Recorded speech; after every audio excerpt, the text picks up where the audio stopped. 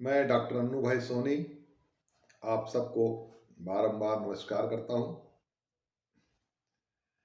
आप सबके साथ फिर से एक बहुत ही महत्वपूर्ण विषय पर चर्चा करने के लिए मैं फिर उपस्थित हूं।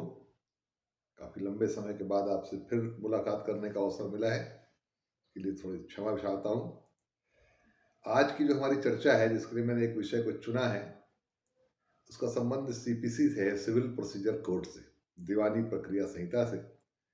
उसकी धारा 10 और धारा 11, इन दोनों पर आज हमारी चर्चा होगी। साथ ही भारत के संविधान के भाग 3 के अंतर्गत जो अनुच्छेद 20(2) है, आर्टिकल 22, धारा अनुच्छेद 20, और उसका उसका मतलब यूं कहिए, उसका सब अनुच्छेद, उसका सब अनुच्छेद 20(2) पर आज भी चर्चा करेंगे। उसके साथ साथ सीआरपीसी की धारा 300 पे भी आज थोड़ी सी चर्चा होगी। मुझे उम्मीद है कि ये विषय आपको पसंद आएगा, रोचक होगा। इस धारा 10 और धारा 11 दीवानी प्रक्रिया संहिता या सिविल प्रक्रिया संहिता पर चर्चा शुरू करने से पहले मैं एक बहुत साधारण शब्दों में और बहुत ही साधारण विषय को लेकर के आपसे पहले चर्चा करूंगा, ताकि इसका जो कंसेप्ट है वो बड़े अच्छे ढंग से और बड़ी सरलता से, सहजता से आप ग्रहण कर सकें। चलिए शुरू करते हैं। मान लीजिए मेरे और आपके बीच में कोई विवाद है। विवाद संपत्ति का भी हो सकता है, विवाद किसी अधिकार को लेकर के हो सकता है, विवाद कोई सर्विस मैटर का भी हो सकता है, विवाद किसी कब्जे को होकर लेके, कब्जे के अधिकार को लेकर हो सकता है, स्वत्व का हो सकता है, स्वामित्व का हो सकता है, चल संपत्ति के संबंध में हो सकता है, अचल संपत्ति के संबंध में हो सकता है। ये सारे जो विवाद हैं वो दीवानी किस्म के मामले माने जाते हैं। तो ऐसा यदि मेरे और आपके बीच में मान लो कोई विवाद है और उस विवाद के बारे में हम दोनों ने ये तय किया कि चलिए साहब, गांव के किसी रसूखदार कोई सम्मानित व्यक्ति हैं, उनके पास चलते हैं और चल करके अपने मसले को रखते हैं, और वो जो भी इस पर निर्णय करेंगे वो हमको और आपको दोनों को मान्य होगा। ठीक है? ऐसा एग्रीमेंट करके, ऐसा तय करके हम उस गांव के माननीय व्यक्ति के पास पहुंचे। हमने सारे तथ्यों को साक्ष्य सहित उनके सामने रखा और कहा कि साहब, इस पे हमको आप विचार करें और निर्णय दें कि हमारा हित क्या है, हम में से कौन सा पक्षकार सही है। उस व्यक्ति ने कहा कि आप सारे दस्तावेज, सारे तथ्य जो लिखित में हैं वो सब मेरे पास छोड़ के जाइए। मैं इस पर विचार करके आपको हफ्ते 10 दिन के अंदर में अपना निर्णय आपको सुनाऊंगा। मान गए। आ गए हम लोग वापस। अगले दिन या यूं कहिए 1-2 दिन के बाद मैं फिर किसी दूसरे रसूखदार आदमी के पास, दूसरे किसी सम्मानी के पास पहुंच गया और कहा कि साहब, ऐसी सी बात है, इसको थोड़ा देखिए, तो देख करके उस दूसरी पार्टी को भी बुला लीजिए, आपके कहने से तो भी आ जाएंगे, और इसको इसको देखिए साहब, इस पर फैसला कर दीजिए। उन मान्यवर ने मेरी बात मानी, दूसरे मान्यवर ने, और दूसरी पार्टी को बुलाया। दूसरी पार्टी ने कहा, ये क्या तरीका है साहब? अरे 2 दिन पहले हम लोग एक स्थान पर गए थे, एक हमारे शहर के या गांव के जो मुखिया हैं या जो सम्मानीय व्यक्ति हैं, जो निष्पक्ष कार्य करते हैं, उनके पास हम दोनों गए थे। वहां हम दोनों ने तय किया था कि इस मामले पर इनका जो भी निर्णय होगा हमको मान्य होगा। फिर आज आप यहाँ क्यों हम आ गए और यहाँ हमने आपने हमको क्यों बुला लिया? ठीक है ना? तो ये बात तो सही है उनकी कि भाई जब हम दोनों ने मिल करके एक मामले को एक किसी फोरम में किसी व्यक्ति के पास निर्णय के लिए रख दिया है, तो उस निर्णय की प्रतीक्षा करें। वो उन्होंने निर्णय सुनाया नहीं है, मामला उनके पास विचाराधीन है और हम दूसरे के पास आ गए कि साहब आप इसको सुन करके इस पर अपना निर्णय दे दीजिए। तो साधारण बुद्धि वाला व्यक्ति भी बोलेगा कि साहब जब पहले जिसके पास गए थे उससे क्या निर्णय सुनाया उसको देख लो, सुन लो, है ना, उसके बाद आगे बात करना। अभी उसने कुछ निर्णय दिया नहीं है और आप इधर चले आए, ये तो ठीक बात नहीं है। समझ रहे हैं ना? अब मान लो पहले व्यक्ति जिसके पास हमने गया उसने निर्णय सुना दिया, निर्णय सुनाया भाई ये मेरे हिसाब से ये निर्णय है, तो हम लोग को उस निर्णय को मानना चाहिए। नहीं माने तो उसके और भी विकल्प हैं, लेकिन फिर किसी दूसरे इक्विवेलेंट फोरम के पास, किसी दूसरे व्यक्ति के पास उसी मामले को लेकर के चले गए और कहा साहब इसको इस पर फैसला कर दीजिए, है ना? तो वो भी ठीक नहीं है कि भाई जब उस मामले को एक व्यक्ति ने अपने लेवल पर डिसाइड कर दिया है, तो हम ही लोग फिर उसी मामले को लेकर के दूसरे व्यक्ति के पास जाए, तो आखिर किसका निर्णय मान्य होगा? क्योंकि दोनों इक्विवेलेंट फोरम है, दोनों एक ही प्रकार के रसूखदार और सम्मानित व्यक्ति हैं। तो यहाँ पर विचित्र स्थिति पैदा हो जाएगी और लगेगा कि ये जबरदस्ती का जो हम बाद में जा रहे हैं अपने मामले को लेकर के, पहले वाले ने मामले का निर्णय दे दिया या पहले वाले के सामने मामला विचाराधीन है ना, वो विचाराधीन मामले को लेकर दूसरे के पास जाए, या जब निर्णय हो गया तब उसको किसी दूसरे के पास जाए, तो ये जबरदस्ती का लिटिगेशन होगा, जबरदस्ती की का विवाद को बढ़ाना होगा। अब ये तो बहुत साधारण से कसा उदाहरण देके मैंने आपको समझाया। यही बात कानूनी रूप से लागू होती है सीपीसी में धारा 10 और धारा 11 के अंतर्गत। धारा 10 को हम कहते हैं रेस सबजुडिस या विचाराधीन वाद का सिद्धांत, और जो धारा 11 है साहब उसको हम बोलते हैं रेस जुडिकेटा, परांग न्याय का सिद्धांत या निर्णीत वाद का सिद्धांत। अब ये उसी प्रकार से जैसे हमने आपको पहले उदाहरण देकर समझाया था कि जहां पर किन्हीं पक्षकारों के बीच कोई विवादग्रस्त तथ्य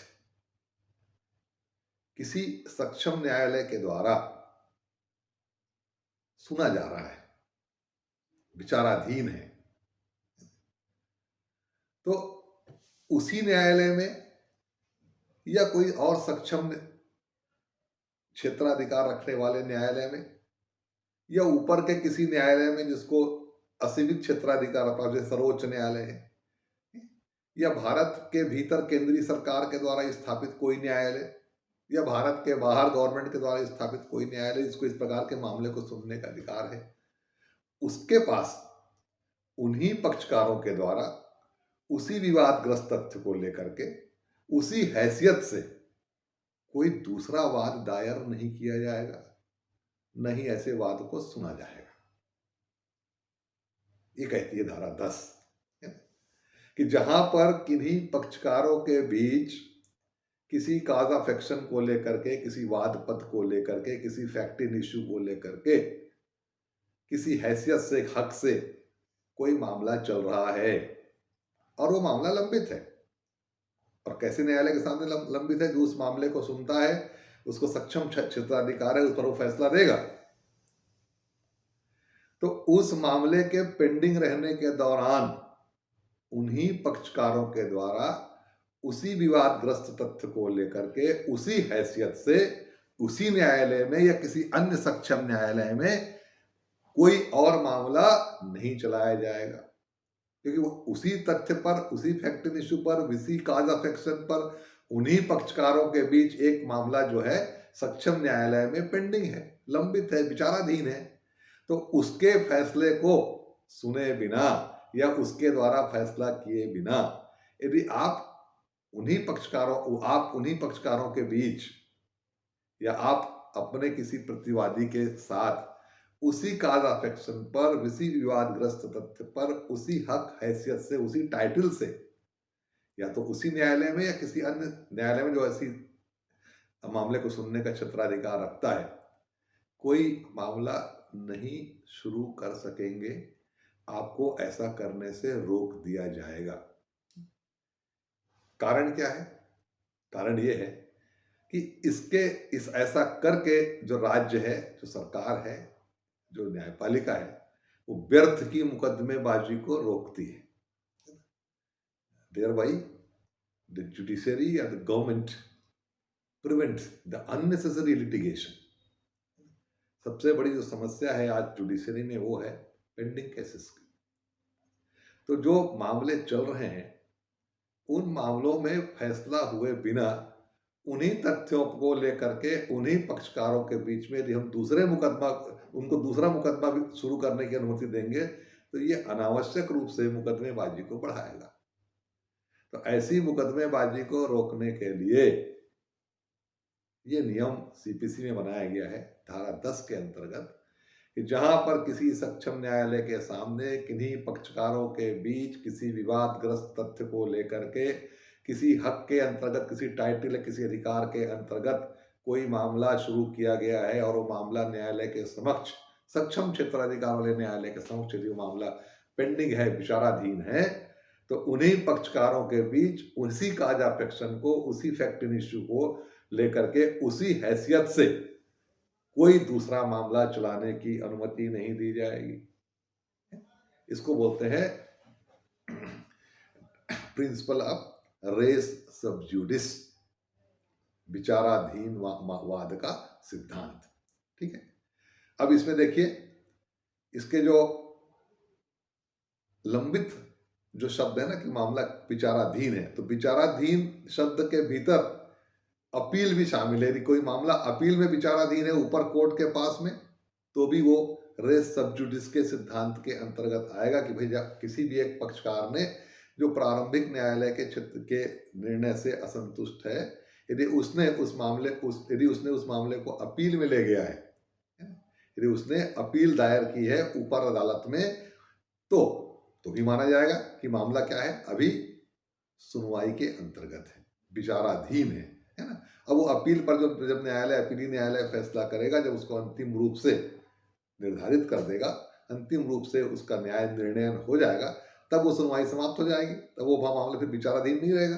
तब भी उस मामले में फिर धारा 11 के अंतर्गत आप कोई नया मामला नहीं ला सकेंगे उन्हीं पक्षकारों के बीच और उन्हीं उसी फैक्ट पर, उसी काज ऑफ एक्शन पर, उसी हक के अंतर्गत। ये अपन भी धारा 11 में चर्चा करेंगे। तो विचाराधीन वाद का जो सिद्धांत है वो अपने आप में विचाराधीन शब्द के अंतर्गत मामले की सुनवाई यदि अपीली स्तर पर हो रही है तो उसको भी इसमें शामिल करता है। अर्थात यदि कोई मामला अपीली स्तर पर विचाराधीन है, अपील में उसकी सुनवाई चल रही है, अपील स्तर पर है, तो भी वो धारा 10 के अंतर्गत उसी विषय पर, उसी पक्षकारों के बीच, उसी हैसियत से दूसरा मामला लाए जाने के लिए मना करता है, रोकता है। ये कहलाता है प्रिंसिपल ऑफ रेस सब जुडिस। एक और है सब धारा 11, ये और भी थोड़ा सा विस्तृत है इससे, इसको बोलते हैं प्रिंसिपल ऑफ रेस जुडिकेटा। और ये दोनों सिद्धांत जो है वो इसी तथ्य पर आधारित हैं कि अनावश्यक मुकदमेबाजी को हतोत्साहित किया जाना चाहिए। अब देखिए इसमें क्या धारा 11 में क्या है। धारा 11 कहती है कि जहां पर किसी सक्षम न्यायालय के द्वारा किन्हीं पक्षकारों के बीच उत्पन्न हुए विवाद को किसी वाद कारण के आधार पर और पक्षकारों की एक स्पेसिफिक हैसियत के अंतर्गत, जो उनकी मुकदमा चलाने की हैसियत होती है उसके अंतर्गत, यदि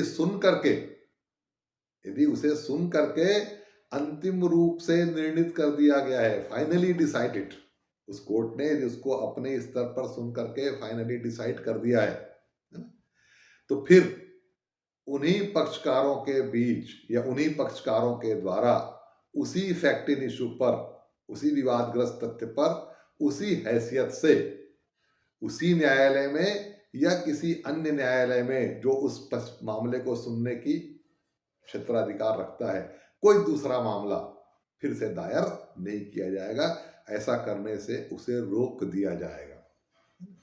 ये कहलाता है प्रिंसिपल ऑफ रेस जुडिकेटा। यह धारा 11 में वर्णित है। धारा 10 और 11 में अंतर क्या है?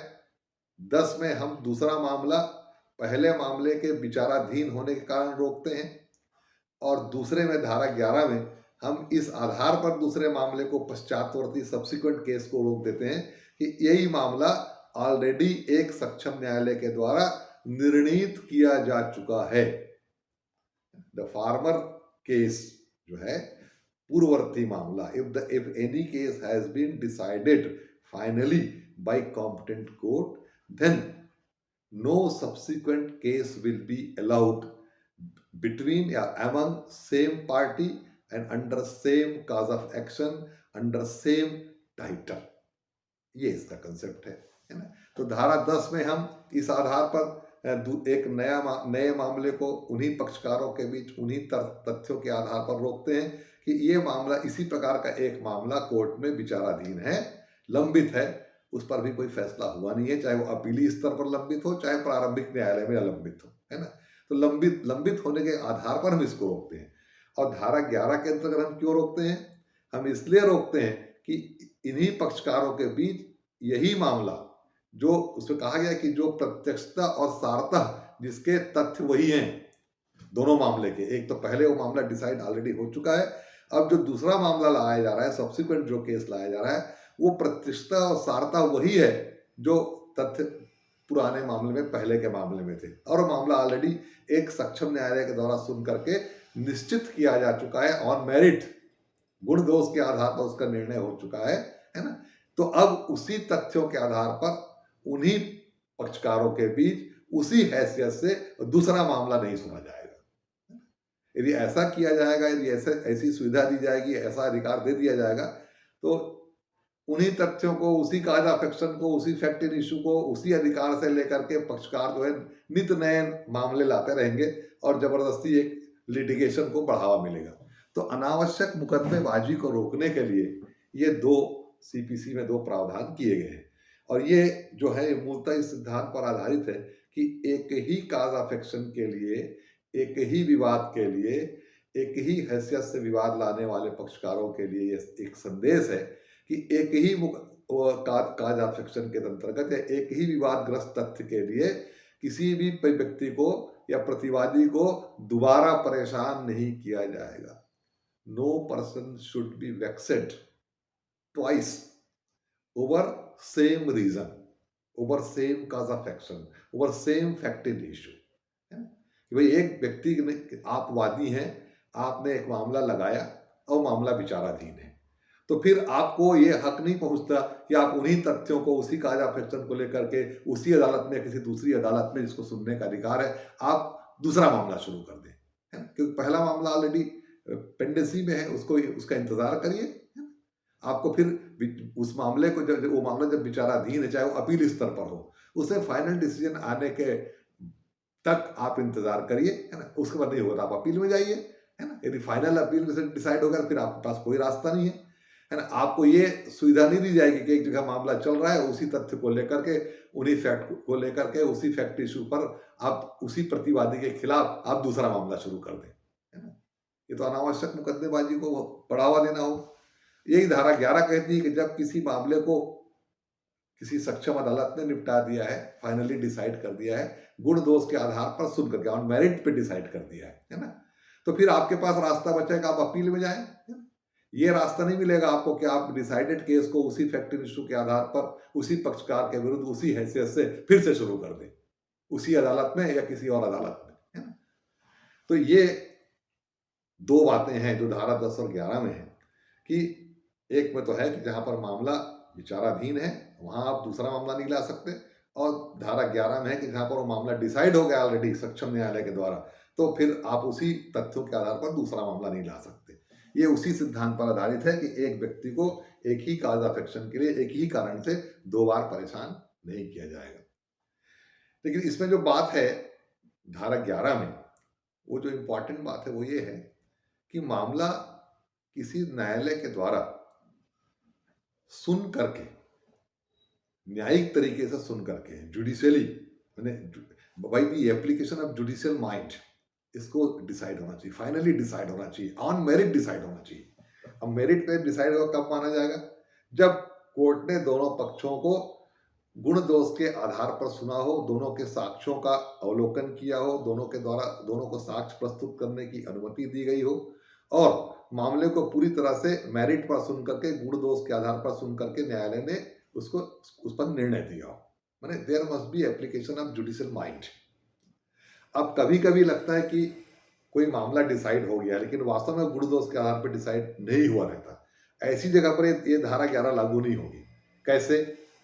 जैसे मान लो आपने किसी गलत कोर्ट में मामला लाया, जिसको उस मामले को सुनने का क्षेत्राधिकार नहीं है, और कोर्ट ने कह दिया भाई इसको हम खारिज करते हैं, आप वहां ले जाइए जिस अदालत को मामले को सुनने का अधिकार है। तो यह मामला गुण दोष के आधार पर डिसाइड हुआ ऐसा नहीं माना जाएगा। फिर यहाँ पर जो धारा 11 है रेस जुडिकेटा का जो सिद्धांत है वो लागू नहीं होगा। इसी तरह से जहां पर कोई टेक्निकल इशू है, जैसे पक्षकारों का नॉन ज्वाइंडर है या मिस ज्वाइंडर है, वहां पर मामला यदि खारिज होता है कि आपने पक्षकार का सही संयोजन नहीं किया है, तो वो भी मेरिट पे सुना गया ऐसा नहीं माना जाएगा। वहां पर भी धारा 11 के सिद्धांत लागू नहीं होंगे। उसी प्रकार ऑर्डर 9 सीपीसी का जो ऑर्डर 9 है ना, और उसका रूल 2, इसके अंतर्गत यदि कोई मामला खारिज हुआ है ना, तो वो भी गुण दोष के आधार पर सुना गया ऐसा नहीं माना जाएगा। इसी प्रकार किसी अदालत ने भी कहा कि भाई आप उत्तराधिकार प्रमाण पत्र लाइए या प्रोवेट लाइए, और उसको लाने में वादी सक्षम नहीं हुआ है ना, और मामला खारिज हो गया, तो वो भी वहां पर भी धारा 11 लागू नहीं होगी, क्योंकि मामला गुण दोष पर निर्धारित किया गया या निर्णित किया गया ऐसा नहीं माना जाएगा। इसी प्रकार से एक ऑर्डर 25 है, उसका रूल 2 सीपीसी का, उसमें कहा गया है कि भाई प्रतिभूति कुछ सिक्योरिटी लाइए, किसके लिए? तो प्रतिवादी का जो खर्चा वर्चा हो रहा है उसके लिए, उसको देने में यदि वादी सक्षम नहीं हुआ या सफल नहीं हुआ, तो वो मामला यदि खारिज हो गया, तो वो भी कहा जाएगा कि ये भी मामला गुण दोष के आधार पर तय हुआ है ऐसा नहीं माना जाएगा, है ना। तो वहां की ऐसी चीजों पर जो धारा 11 है वो लागू नहीं होती है। लेकिन जहां पर न्यायालय ने वादी को सुनने के बाद एक पक्षी डिग्री पारित की है, मैंने एक्सपार्टी कर दिया है, तो माना जाएगा कि गुण दोष के आधार पर सुना गया है ना। जहां पर वादी अपने पक्ष में कोई साक्ष्य प्रस्तुत करने में असफल हो गया और इस कारण वो मामला हार गया या उसका मामला आउटराइटली रिजेक्ट हो गया कोर्ट से, है ना, तो ये भी माना जाएगा कोर्ट ने उसको गुण दोष के आधार पर सुना है, क्योंकि उसने वादी को पूरा मौका दिया, है ना। ठीक है ना। तो इस प्रकार से जब किसी तकनीकी कारणों से न्यायालय किसी मामले को रिजेक्ट कर दे या मामले को खारिज कर दे, है ना, तो ऐसा मामला हमेशा गुण दोष के आधार पर सुना गया ऐसा नहीं माना जाता। तो धारा 11 के लागू होने की पहली और बहुत महत्वपूर्ण शर्त है कि कोई प्रकरण जो है वो सक्षम न्यायालय के द्वारा सुन करके फाइनली डिसाइड कर दिया गया हो, अंतिम रूप से अपने स्तर पर अंतिम रूप से उसका निर्णय कर दिया गया हो, तब जाके ये रेस जुडिकेटा की जो धारा 11 है लागू होती है, और तब यहाँ पर ये बंधन लागू होता है कि आप उन्हीं तथ्यों के आधार पर उन्हीं पक्षकारों के बीच कोई नया मुकदमा नहीं चलाया जाएगा। ठीक है। तो ये साहब सीपीसी में जो है ये 2 प्रकार के प्रावधान जो किए गए हैं बड़े इंपॉर्टेंट है अनावश्यक मुकदमाबाजी को रोकने के लिए, क्योंकि शासन या राज्य ये मानती है कि अनावश्यक मुकदमेबाजी को हतोत्साहित किया जाना चाहिए। नंबर दूसरा, एक इसके पीछे ये भी एक सिद्धांत काम करता है कि एक ही व्यक्ति को, प्रतिवादी को, है ना, किसी भी एक ही काज ऑफ एक्शन या किसी एक सिंगल फैक्ट इन इशू या सेम फैक्ट इन इशू के कारण दोबारा परेशान नहीं किया जाना चाहिए, है ना। और तीसरा इसमें एक सिद्धांत काम करता है कि भाई जब किसी कोर्ट ने, जो कॉम्पिटेंट कोर्ट है, उसने मामले को सुन करके डिसाइड कर दिया है, फाइनली डिसाइड कर दिया है, मेरिट पर सुन के डिसाइड कर दिया है, तो फिर उसी मामले को दोबारा फिर किसी भी अदालत में नहीं लाया जाएगा, उसी बात को बार बार किसी कोर्ट के सामने नहीं लाया जाएगा, ना ही किसी प्रतिवादी को उसके लिए परेशान किया जाएगा। तो ये 2-3 जो मुख्य सिद्धांत हैं रेस जुडिकेटा और रेस सब जुडिस के, ये बड़े इंपॉर्टेंट हैं विद्यार्थियों के लिए तो है ही, और भी उन लोगों के लिए हैं जो इसके बारे में कुछ जानना चाहते हैं। अधिवक्तागण जो है इससे भली भांति परिचित होते हैं, लेकिन जो कक्षाओं में, विधि की कक्षाओं में जो अध्ययनरत हैं या जो लोग प्रतियोगी परीक्षाओं की तैयारी कर रहे हैं, कई बार ऐसा मेरा व्यक्तिगत रूप से मानना है कि कई बार वो रेस सब जुडिस और रेस जुडिकेटा के बीच का जो अंतर है उसमें कभी कभी कंफ्यूज हो जाते हैं।